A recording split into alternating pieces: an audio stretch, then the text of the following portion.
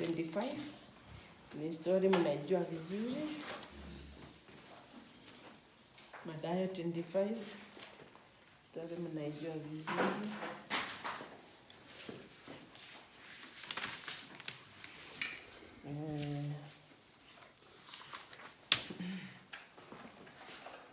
Kichwa cha neno la siku la leo ni get ready, ama kuwa tayari. Kuwa tayari, get ready, kuwa tayari. Nasoma kwa Kizungu. Then the kingdom of heaven shall be likened to 10 virgins who took their lamps and went out to meet the bridegroom.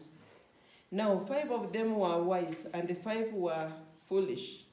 Those who were foolish took their lamps and they took no oil with them. But the wise took oil in their vessels with their lamps. But while the bridegroom was delayed, they all slumbered and slept. Verse 6. And at midnight a cry was heard, "Behold, the bridegroom is coming. Go out and meet him." Then all those virgins arose and they trimmed their lamps.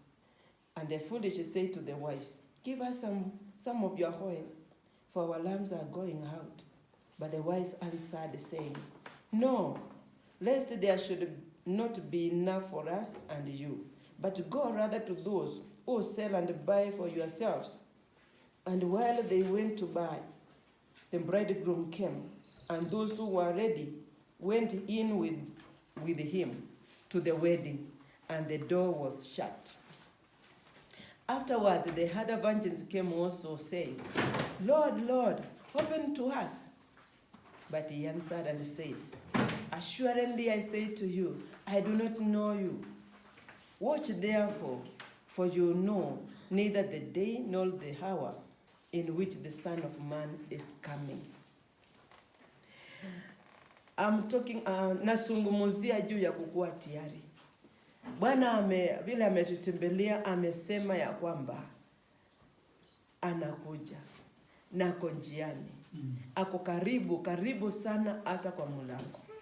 Na haya mambo mnapoanza ona yakianza kutendeka, vile mmeona hiyo coronavirus imeingia na kila kitu kimeanza kutendeka, aturudi nyuma, tunaendelea mbele kukutana na Bwana wetu Yesu Kristo. Na ni kila mmoja wetu ajipange na akuwe tayari. Tusifanyike kama hawa wanawali ambao walikuwa 10. Hawa wanawali ambao walikuwa 10 ni sambo ya Wakristo. Amechukua tu sambo ya watu 10, wanandada 10, because kwa Yesu Kristo, yeye ndio Bwana Yesu Kristo ndio bwana harusi, na kanisa wote, awe mwanamke awe mwanaume, ni nini? Ni mwanamwali wa Yesu. Alikuja ndio aweze kutupoza na atuache. Kulingana na ndoa za Kiisraeli, walikuwa angeenda apose msichana na wagane wataoa, lakini amwambia atamuoa siku gani. Hawezi kumueleza nitakuja kukuoa siku gani, na anamwacha ndio aweze kudhihirisha uaminifu wake na vile atajiweka tayari kwa ajili ya hiyo ndoa. Na hivyo ndio Bwana Yesu Kristo amefanya na sisi. Alikuja akakuwa nasi, na angekuja akiwa mzima atungeelewa, tungesema ni pepo, tungesema ni kiroho. Tuko pamoja? Lakini sasa alikuja azaliwe na kama vile sisi tunazaliwa na Bikira Maria, na akawa anakuwa kama vile tunakuwa, ndio tusiseme huyu ametoka nchi nyingine, huyu ni mgeni, si wa hapa planet Earth, huyu ni mwingine. Akazaliwa kama vile tunazaliwa, akakuwa kama vile tunakuwa, na baada ya miaka yake 30 akaanza kuonyesha vile ufalme wa kule mbinguni kwake uko. Akaanza kuponya wagonjwa, akaanza kuhubiri, akaanza kuambia watu tubu, akaanza kuambia watu sameaneni, akaanza kuambia watu fanyeni ile jambo unaona imeandikwa kwenye New Testament yote. Akaanza kuonyesha watu vile kule kwake mbinguni kuko. Na alipomaliza kutuonyesha, akakufa kwenye msalaba wa Kalvari ndio atununue na ile damu yake. Ndio alipe ndoari ya huyu mbindi. Amekuja kupoza kila mmoja wetu. Amekuja kupoza wewe, amekuja kupoza mimi, amekuja kupoza kila mmoja anajiita Mkristo. amekuja kumposa. Na anapomposa alituposa na akatuacha, akaenda tena akarudi kwao kule mbinguni, na huko ndio tulitoka. Aliporudi huko, anaangalia, akiwa kule anaangalia aone sisi tumeposwa na tumewekwa ni alama ya kwamba tutaolewa na Bwana Yesu, lakini tunajikalisha namna gani? Tuko mwaminifu kwa Yesu? Tunajikalisha namna gani? Tunamheshimu Yesu? Tunamjikalisha namna gani? Tunajikusanya ndio akikuja, akitokea tu tukue tayari. Uko sio saa hiyo utaanza kujibonda ukijipaka wanja na nini, ukue tayari unakaa umejipaka kile unachotakikana ukijipaka. Na unajua cha kujipaka sio cha hapa kwa uzo, bali kinapako wapi? Kwenye roho yako. Unaendelea ukipaka kwenye roho yako na kwenye maisha yako na kwenye nafsi yako na kwenye mtu wa ndani, unampaka kile unatakikana umpake, akaye akiwa very smooth, akaye akingojea bwana harusi, because bwana harusi wetu ni nani? Bwana Yesu Kristo. Na unapojitayarisha namna hiyo, wewe ni mmoja wa hawa wanawali 10 na mimi ni mmoja wa hawa wanawali 10.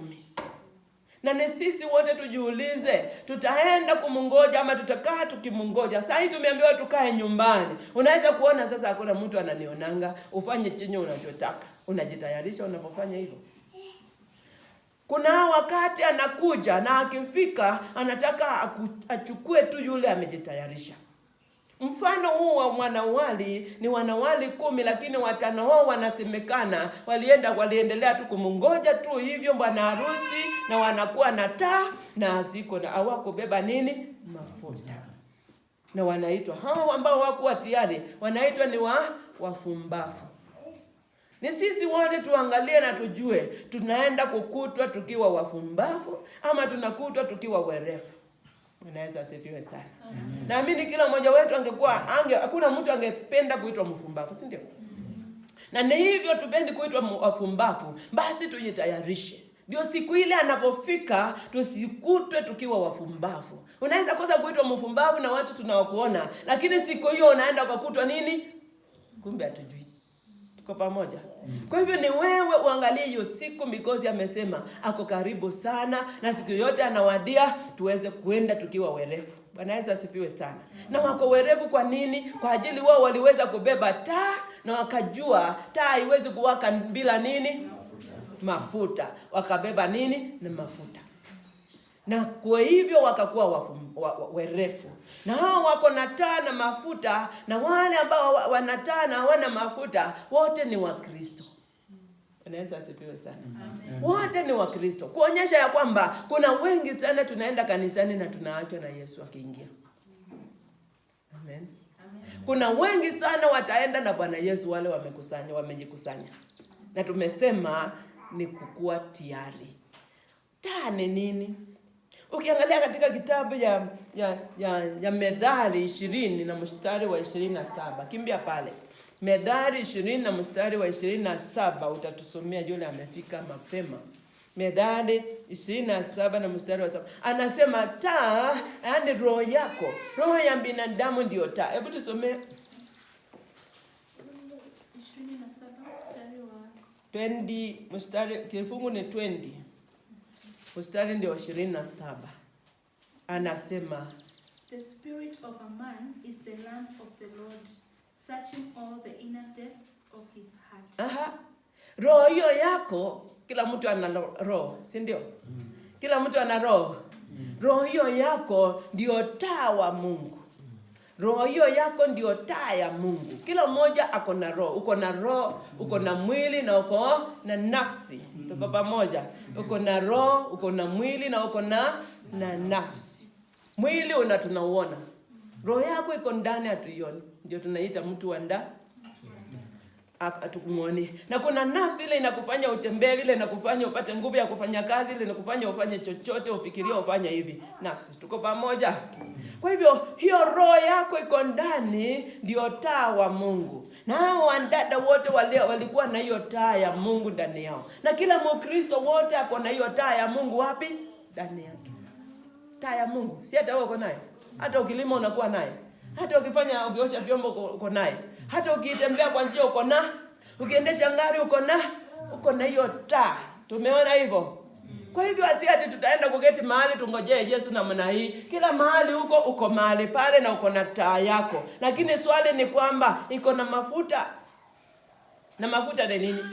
Hebu ukikimbia katika kitabu ya 1 Samuel, Samueli wa kwanza, kifungu kile cha 16 na mstari ule wa 13, tutaenda kuona mafuta inaitwa nini na inafafananishwa na nini pale. Hebu tusomee hiyo kifungu haraka. 16:13. Then Samuel took the horn of oil and anointed him in the midst of his brothers, and the Spirit of the Lord came upon David from that day forward. So Samuel arose and went to Ramah. Amen. Yaani hii inatupatia mfano ya mafuta. Samueli alikuwa ameenda nyumba ya Jesse, akachague mfalme pale ndani. Akamtie mafuta mfalme pale kwa hiyo nyumba ya Jesse. Ukisoma hiyo kifungu vizuri utaona story yote. Vile vijana wake 7 walikuja na huyu mwingine alikuwa malisho, hakukuwa na wao. Mpaka walimungoja akuje. Na alipokuja Daudi alipokuja kutoka malisho, Samueli akainuka na kuchukua pembe yake ya mafuta akamumwagia. Na alipomumwagia pembe ya mafuta, nini kilitendeka hapo next? Roho wa Mungu akamjaza. Kwa hivyo anamwagiwa mafuta na Roho wa Mungu anafanya nini? Kwa hivyo mfano ya mafuta ni nini? Roho Mtakatifu wa Mungu. Mfano ya mafuta, Roho Mtakatifu wa Mungu. Mtu anapomwagiwa mafuta ya kufanyia kazi fulani, anajazwa na Roho Mtakatifu wa Mungu wa kufanya hiyo kazi umeitiwa. Daudi alikuwa anatiwa mafuta ndio afanye kazi ya kukuwa mfalme wa Israeli. Na kwa kweli wakati ulipowadia alianza kufanya kazi na akaifanya kabisa vizuri sana. Amen. Kwa ajili alimwagiwa mafuta na akawa na nguvu za Roho Mtakatifu wa Mungu. Na ndio hiyo tunasema hawa wanawali walikuwa na taa. Kama vile tumeona wewe uko na roho, uko na roho yako, lakini uko na taa. Roho yako itahitaji kukuwa na mafuta. Na haya mafuta ni nini? Roho Mtakatifu wa Mungu. Bwana Yesu asifiwe sana. Kunayo kujazwa na huu Roho Mtakatifu wa Mungu. Siku ya leo tunapokumbuka siku ya Sabato, ukifuatia kalenda ya Waisraeli, unakuta ni siku ya Sabato, yaani siku ya 50 baada ya Pasaka. Na hiyo siku ya Sabato ambao ni siku ya 50 baada ya Pasaka, ndio Roho wa Mungu, ndio Wakristo wanakumbuka Roho wa Mungu alimwagiliwa wafuasi wa Yesu wakiwa Yerusalemu alipowaacha. Na tukasema siku ya leo inakuwa ni maalum because inafika na sisi tumefungiwa kwa nyumba. Tumeambiwa kaeni wapi? Manyumbani. Na ni wakati mzimu ambao umeanza, mzimu mpya ambao Mungu anaanza kutayarisha kanisa yake. Katika saa ile Bwana ameshuka hapa, ametuambia nini? Ametuambia ya kwamba anatenda jambo jipya. Na juhudi ya shetani ni atawanyishe kanisa, kwa kuwa watu hawakutanangi ndio wengine wao waanguke. Na ni sisi tunatia bidii na tunasema kila Mkristo atie bidii, asimame akiwa mahali pale alipo, na wakati huo Mungu anatupeleka kwa level nyingine because shetani akitumia mbinu ile ya kututenganisha na Mungu anatuleta kwa level nyingine ambao sisi hata tuwe tumetenganishwa ama tukue nini, bado tutaenda na Mungu. Ni wakati wa another level. Ni wakati Mungu anatia ngia ingine. Kutoka siku ya leo, ni wakati Mungu anatia ngia ingine ya kutembea na wateule wake kwa njia ingine ya hali ya juu. Hali ya juu akiwa wamejazwa na Roho Mtakatifu na wakiwa wanatembea na Roho Mtakatifu kwa wingi. Na ni wewe uweke taa yako ikiwa tayari na uweze kupokea huyo Roho Mtakatifu wa Mungu. Taa yako ikuwe nini? Ikuwe tayari ikiwa na mafuta. Because ikiwa na mafuta utaweza tembea na utaweza kuona chenye Mungu anakuonyesha, utaweza kujua uepuke namna gani mitego ya yule mwovu, utaweza kujua kiendelee namna gani. Vita imeshaanza already, vita ya utakatifu kinyume cha giza. Na ni wakati huu kumeanza hiyo vita ya utakatifu kinyume cha giza. Kama wewe uko pande ya utakatifu, amua na usimame. Na chukua Roho Mtakatifu wa Mungu. Haujajazwa na Roho wa Mungu, itana, muite. Ni promise ya kila mmoja. Ni ahadi ya kila mmoja ambaye ameokoka. Unaitana, unasema, Roho wa Mungu, nimejua kuna ubatizo wa Roho wa Mungu kutokana na Matendo ya Mitume kifungu cha 2 na mstari ule wa 1 kuelekea chini. Kunaye kujazwa na Roho Mtakatifu wa Mungu, usidanganywe. Na hakikujaza unapata nguvu ya kuendelea mbele. Vita ya kiroho ile imeanzwa na shetani kinyume cha wateule. Hatutaiweza bila kujazwa na Roho Mtakatifu wa Mungu. Na bila kuelekezwa na Roho Mtakatifu wa Mungu. Kijana alikuwa ananipatia ndoto, ananiambia, nimeona nikiwa pale Machakos Town na nimekuta na watu walikuwa wanatafuta watu wanawawinda, na mimi nikakuwa pale karibu wanione, na Mungu akaniambia nitapita, nitakuonyesha vile utaenda, na Mungu akamponyoa pale. Ni vita zimeanza za wateule na nguvu za giza. Na hatutaweza bila kupenya na Roho Mtakatifu wa Mungu. Na kama taa yako haina mafuta, utakuwa ngumu, utakuwa unapenya kwenye giza. Unatembea hivi, unauliza watu wameendaje? Umeona kumeanza kutenganishwa watu? Unakuta kama wewe ndio peke yako umeokoka kwa hiyo mboma, kitambo unakuta wengine wameshaenda pandile. Wengine wameshaenda huko. Because hauna Roho Mtakatifu wa Mungu. Ni saa hii uitane, anasema hawezi kuomba, hakuna baba anaweza kuomba mkate apee mtoto nini? Mawe. Hawezi kuomba samaki akapea mtoto nini? Nyoka. Na akasema hapo mstari wa Mathayo 7. Akasema hapo mstari wa chini hapo, nafikiri ni mstari wa 14 hapo hivyo, I'm not sure. Akasema hapo chini ya kwamba hata nyinyi vile mtaomba Roho wa Mungu ndio Mungu atawapatia kwa nguvu zaidi. Kwa hivyo hata kama hakuna pastor ako mbele yako, amini Yesu, omba Mungu, mwambie nijaze na Roho wako Mtakatifu. Soma Matendo ya Mitume 2, amini Yesu. Ambia Mungu nijaze na Roho wako Mtakatifu. Mungu atakujaza na Roho wake Mtakatifu. Na akiwa amekujaza na Roho wake Mtakatifu, saa hiyo hata chochote wanachofanya cha ufalme wa mbinguni atakufunulia kwa Roho wake Mtakatifu. Chochote kinachoendelea na wateule wale wengine saa hii tumetenganishwa, atakufunulia kwa Roho wake Mtakatifu.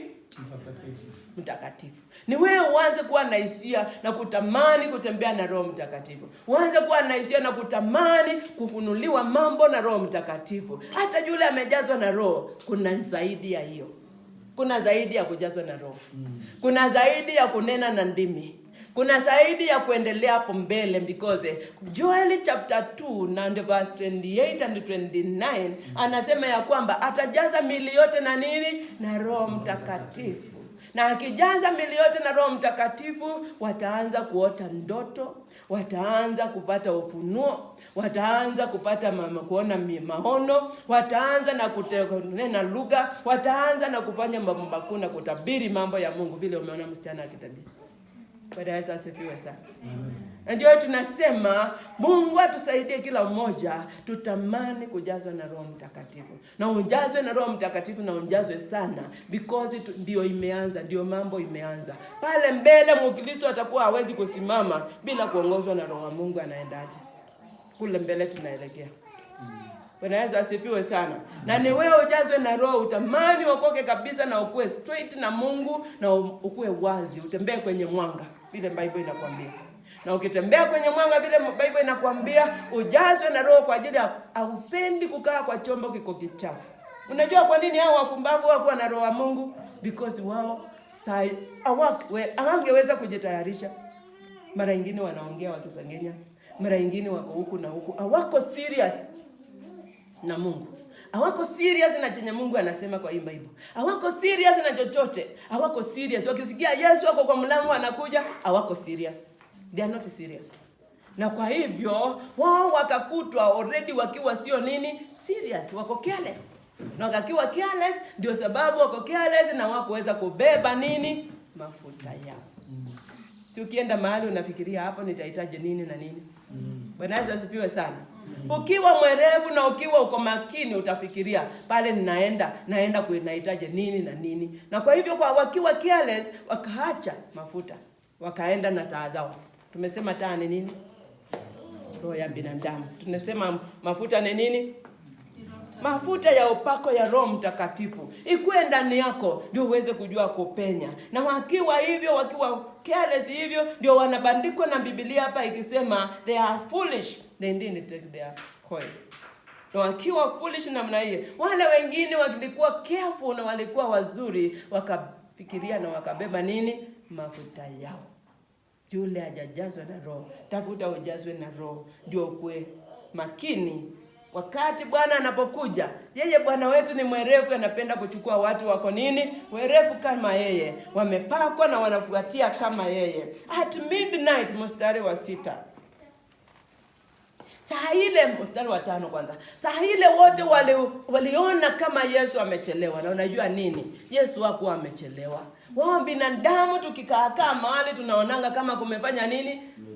Hapa ninachelewa hivi nikifanya nini? Hiki kinachelewa nikifanya nini? Mmechelewesha hii. Sisi kwa binadamu ndio wanawali hawa walikuwa wanaona amechelewa, lakini hali yeye hakuwa amefanya nini? Amechelewa, alikuja in his timing. His timing is the best for us. Hata saa hiyo unafikiria anaweza kuja kesho ama anaweza kosa kuja kesho, akuje na another day. Lakini tunapoona anachelewa, wakalala. Na walipolala akakuja saa ile hawatumaini.